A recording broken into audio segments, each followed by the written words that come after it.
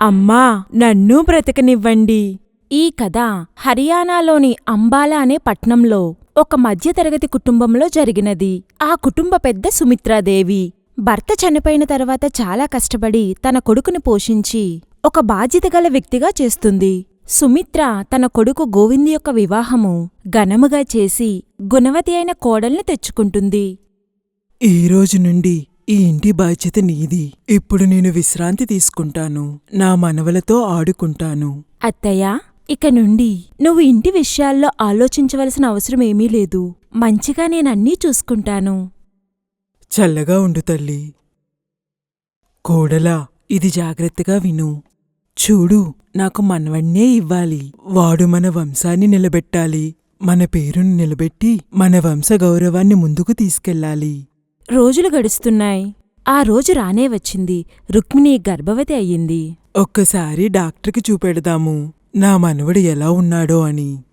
అత్తమ్మా, అబ్బాయి అయితే ఏంటి, అమ్మాయి అయితే ఏంటి? ఒక్కసారిగా సుమిత్ర ముఖం మారిపోతుంది. ఓయ్ కోడలా, మనింట్లో వచ్చేది మనవడు మాత్రమే. నువ్వు నాతో పద. ఈ విషయాన్ని నీరోజే తేల్చేస్తాను. వెంటనే సుమిత్ర రుక్మిణిని తీసుకొని తనకు తెలిసిన ప్రైవేట్ నర్సింగ్ హోంకి తీసుకెళ్తుంది. డాక్టర్ గారు, నా కోడలు గర్భవతి. ఒక్కసారి మీరు పరీక్షించండి. సుమిత్ర సైగలు డాక్టర్కి అర్థమవుతాయి.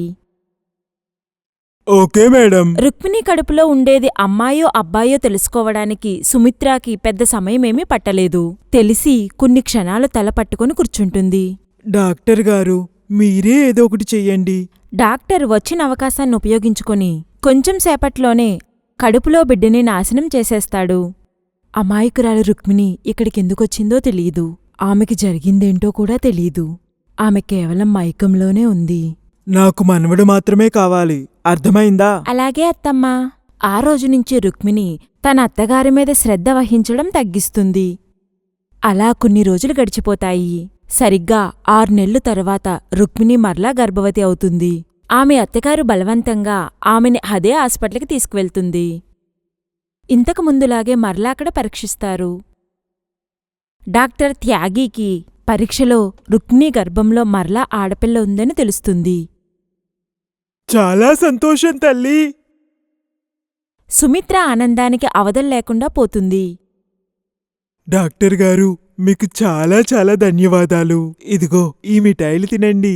హాస్పిటల్ నుండి ఇంటికి వచ్చిన తర్వాత నుండి సుమిత్ర రుక్మిణికి ఏ లోటూ లేకుండా చూసుకుంటుంది.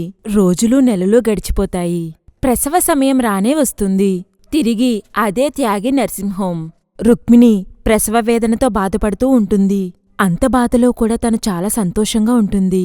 తన అత్తగారి కోరిక తీరబోతున్నందుకు. నీకు అమ్మాయి పుట్టింది రుక్మిణి. రుక్మిణికి ఒక్కసారిగా తన నెత్తిమీద ఒక పెద్ద పిడుగు పడినట్లు అనిపిస్తుంది. ఇంతకు ముందు మీరు చెప్పింది వేరే, ఇప్పుడు ఈ విధంగా జరిగింది. ఒక అబద్ధంతో ఒకరి ప్రాణం నిలబడుతుందంటే ఆ అబద్ధం అబద్ధమే కాదు. కానీ ఈ అబద్ధం నేను ముందరే చెప్పాల్సింది. డాక్టర్ గారు, ఈ అబద్ధం వల్ల ఉపయోగమేముంది? వాళ్ళు ఈమెను బ్రతకనివ్వరు. ఈమె గురించి నువ్వేమీ ఆలోచించొద్దు. ప్రపంచంలో ఏ తల్లిదండ్రులకు కూడా తమకు పుట్టబోయే బిడ్డల యొక్క తలరాతను మార్చే అధికారం లేదు. హా, నీ బిడ్డను నేను పోషిస్తాను. ఈ రోజు నుండి ఈమె నా కూతురు. ఈ విధంగా అయినా ఆ దేవుడు నా పాపాలు క్షమించొచ్చేమో. ఈ రోజు నుండి ఈ బిడ్డకి అన్నీ మీరే. కాని మనసులో ఆమెకిలా అనిపిస్తుంది, తన ఇద్దరు బిడ్డల్ని కోల్పోవడానికి కేవలం తన అత్తగారే కారణమని. మనకు అదృష్టం లేదు. రుక్మిణి ఒక మృత శిశువుకు జన్మనిచ్చింది. రుక్మిణి రాను రాను తన సహనం కోల్పోతుంది. ఆమె తన అత్తగారికి బుద్ధి చెప్పడం కోసం తన స్నేహితురాలతో కలిసి ఒక ప్లాన్ వేస్తుంది. ఒకరోజు రాత్రి 12 గంటలకి సుమిత్ర కిటికీలోంచి గట్టిగా గాలి వీస్తుంది. ఆ గాలి శబ్దంతో ఆమెకి మెలకువ వస్తుంది. ఎవరు నువ్వు? నువ్వెందుకు మాట్లాడట్లేదు? బయటికి రా. ఆమె తన కళ్ళు నులుముకొని రెండోసారి కిటికీ వైపు చూడగా ఆ ఆకారం మాయమైపోతుంది. ఆమె పెద్దగా పట్టించుకోదు. తన కళ్ళు మూసుకొని మరలా తిరిగి పడుకుంటుంది. కాని తన మనసులో ఏదో తెలియని భయం కలుగుతుంది. అందువల్ల తర్వాతి రోజు ఉదయాన్నే పూజ చేయడానికి గుడికి వెళ్తుంది. అరే, నా గదిని ఎవరిలా చేశారు? ఏంటి ఈ చెడు వాసన ఎక్కడి నుంచి వస్తుంది? ఆ తర్వాత నుండి ప్రతిరోజు ఇదే విధంగా జరుగుతుంది. అప్పుడప్పుడు ఏదో ఆకారం కనిపిస్తుంది. అప్పుడప్పుడు తన గదిలో ఏదో చెడువాసన వస్తూ ఉంటుంది. అప్పుడప్పుడు తన గది చాలా చిందరవందరంగా పడి ఉంటుంది. అప్పుడప్పుడు కొన్ని సామాన్లు పగిలిపోయి కనిపిస్తాయి. అందువల్ల సుమిత్రకి ఆందోళన కలుగుతుంది. ఎందుకంటే ఇదంతా రుక్మిణే చేస్తుంది కాబట్టి తన అత్తగారు ఏమైపోతుంది, ఎక్కడికెళ్తుంది ఏమీ పట్టించుకునేదే కాదు.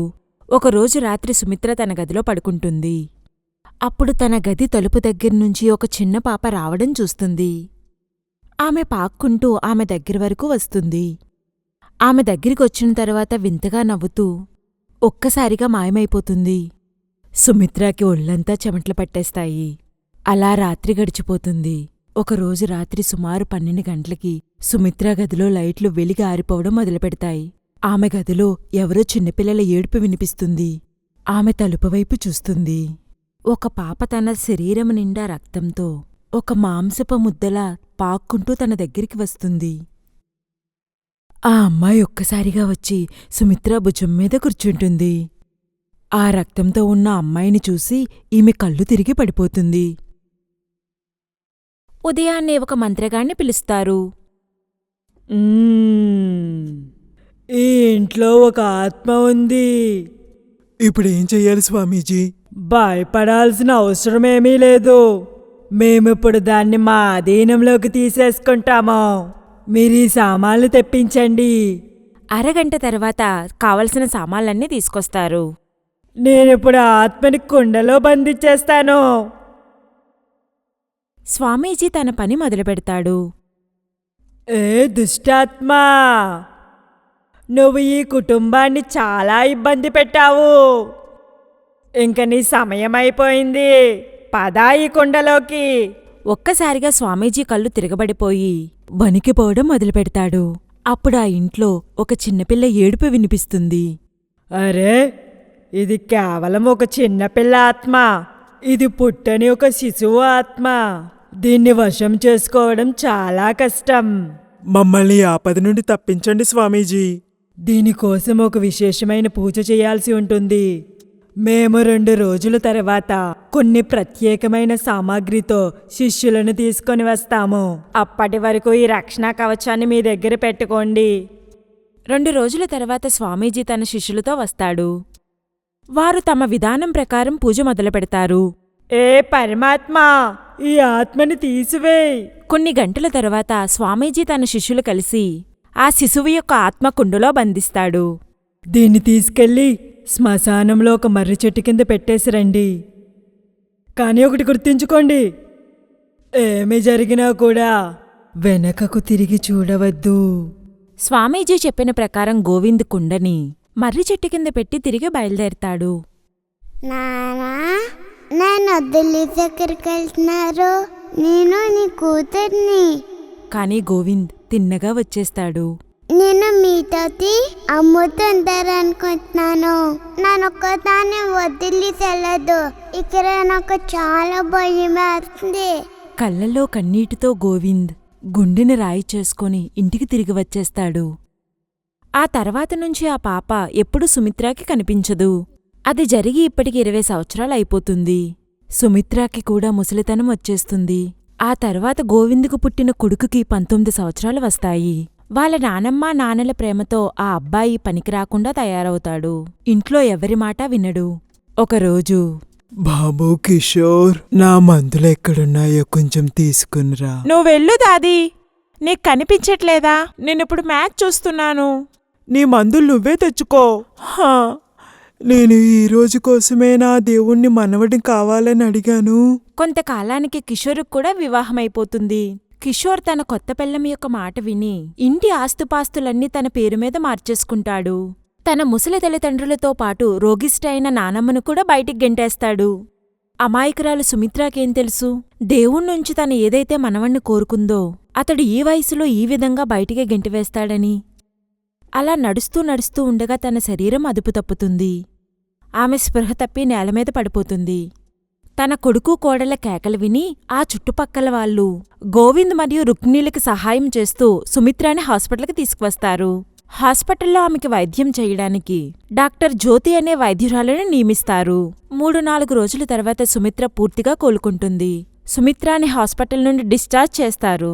వెళ్ళేటప్పుడు సుమిత్రాకి వాళ్ళ కొడుకు కోడలికి కూడా కళ్ళల్లో నీళ్లు తిరుగుతాయి. దేవుడు నీలాంటి కూతుర్ని అందరికీ ఇవ్వాలి. చల్లగా ఉండు తల్లి.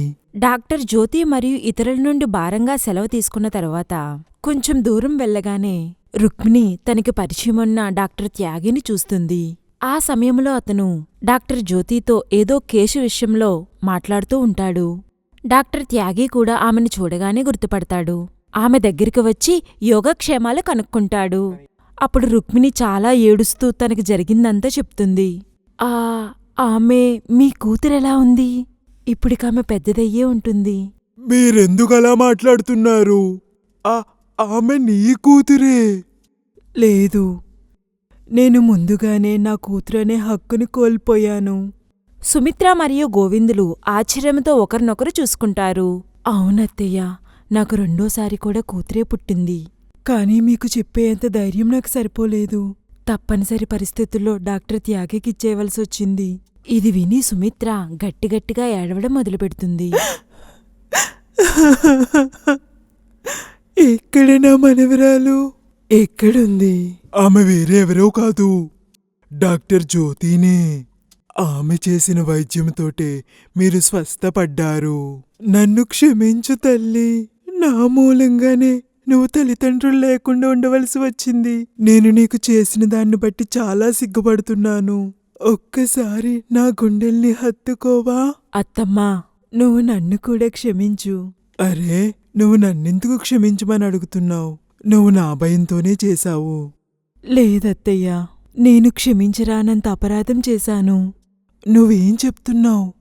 అవునత్తయ్యా, మీకు జరిగిన వింత వింత సంఘటనల వెనుక కేవలం నా హస్తం మాత్రమే ఉన్నది. కేవలం నేనే నా స్నేహితురాలతో కలిసి మీకు బుద్ధి చెప్పాలని ఈ విధంగా చేశాను. ఏంటి? పద, ఏదైనా మన మంచికే. ఇంతకీ ఆ చిన్నపిల్లతో ఆ విధంగా ఎలా చేపించావు? చిన్నపిల్ల? మా ప్లాన్లో ఆ చిన్నపిల్ల విషయం ఎక్కడా లేదే. ఏమిటి? చిన్నపిల్ల లేదా? నాకైతే అది రోజూ కనిపించేది. ప్రతిరోజు ఆమె ఏడుపు వినిపించేది. అవునమ్మా, నేను కూడా విన్నాను. లేదు, నేనలాంటిదేమీ చెయ్యలేదు. బహుశా ఆమె కూడా నీలో భాగమే కోడలా. నా మీద వాళ్ళమ్మ మీద కక్ష తీర్చుకోవడానికి వచ్చింది. ఇవన్నీ విడిచిపెట్టండి, పదండి ఇంటికెళ్దాం. ఈ రోజు నుండి మీరంతా నాతోనే ఉంటారు. ఏంటి నాన్న, కరెక్ట్గా చెప్పానా? నువ్వు చాలా కరెక్ట్గా చెప్పావు తల్లి. జ్యోతితో కలిసి అందరూ సంతోషంగా వెళ్తారు. Best buddies. హలో ఫ్రెండ్స్, ఈ వీడియో చూసినందుకు మీకు ధన్యవాదాలు. ఒకవేళ మీకు ఈ వీడియో నచ్చినట్లయితే దయచేసి లైక్ చేసి సబ్స్క్రైబ్ చేయండి మరియు ఈ వీడియోపై కామెంట్ చేయండి. ఇంకో విషయం, షేర్ చేయడం మర్చిపోకండి. ఇలాంటి మరిన్ని వీడియోలు మీరు చూడాలనుకుంటే కిందనే ఉన్న బెల్ బటన్ని నొక్కండి. చూస్తూనే ఉండండి బెస్ట్ బడీస్.